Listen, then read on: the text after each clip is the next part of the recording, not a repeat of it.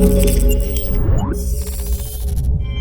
what's going on guys, Arekkz here, welcome back to another Division video, and in today's video I want to speak to you guys a little bit more about patch 1.6. This is of course the PvP focused patch, the one that they are currently assembling an elite task force for, and in today's state of the game, Hamish was joined by two guys from Redstorm, who are of course the studio that the new elite task force will be going to visit in January. And they spoke a little bit about patch 1.6, kind of more generally, but they also gave us a little bit of information as to one thing they are adding. Of course there is loads of new stuff being added in patch 1.6, loads of stuff they have yet to talk about, but they did share one thing with us today. So in this video, I'm going to tell you guys what you need to know, and of course recap a couple of the other points from State of the Game. So if you do enjoy this, you do find it helpful, a like would be super appreciated. Comment down below if you have any questions. But to begin with, just before we dive into that stuff, don't forget that Survival drops on PS4 on Tuesday. That is of course the 20th of December, but also on top of that, Division on PS4 will be getting a PS4 Pro patch on Tuesday. So when Survival drops, it will also have a PS4 Pro patch. So if you guys have a PS4 Pro and a 4K TV, then you'll be able to play Division at a higher resolution. They haven't disclosed just yet as to what the PS4 Pro patch contains, because different games on PS4 Pro typically use this differently. Some games are just upscaled, some games have more options with regards to, you know, frame rate, visuals, quality and things like that. So as and when I get more information, I'll let you guys know. I also have a PS4 Pro, so do expect some videos on that next week. I will be picking up Division on PS4 to kind of show you guys so you can see what the game looks like. But for the time being, let's now turn our attention to patch 1.6. As mentioned, this is a PvP focused patch. Their main kind of aim for this is to quote unquote fix PvP, make it so it's a lot more enjoyable, a lot more balanced, and just in general kind of return some of those core gameplay experiences that were present in, say, the beta, things like that, and just in general make it a much more balanced, much better experience for everyone. However, one thing they are going to be adding, and this is something people have been asking for quite a while, is leaderboards. They're going to be adding Dark Zone leaderboards in patch 1.6, and the way these will work is that you will enter a Dark Zone checkpoint, and basically opposite the vendor, you will walk up to the wall and there will be a leaderboard that will expand. So think of it like the kind of information that's displayed on the wall in the base of operations for kind of quest completion and whatnot.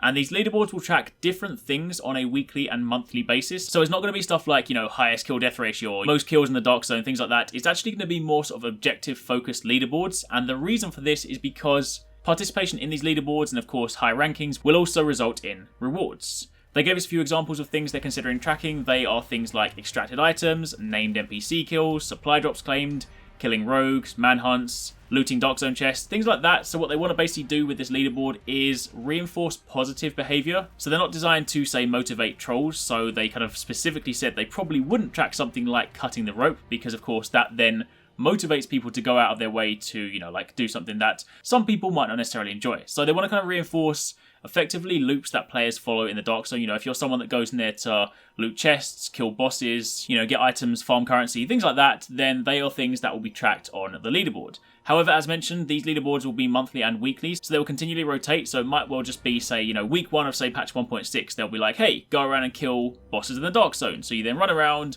you kill as many as you can, and when that week ends, people that participated will be given rewards, and the higher you are up in the leaderboards, the better rewards you get. Some of those rewards will be new caches. They didn't want to disclose just yet what they will contain. I would be willing to kind of hazard a guess that they probably contain, say, new items, new weapons, new gear sets. They're probably going to add all of that stuff in patch 1.6 because they always do when there are new patches.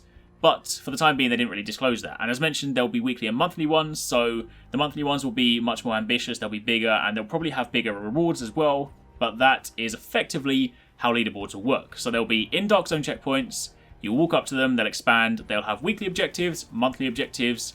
These will focus around activities you can do in the Dark Zone, and then it will just give people something to work towards. So that way you don't necessarily just need to go into the Dark Zone and just like aimlessly kill or aimlessly wander around with nothing to do.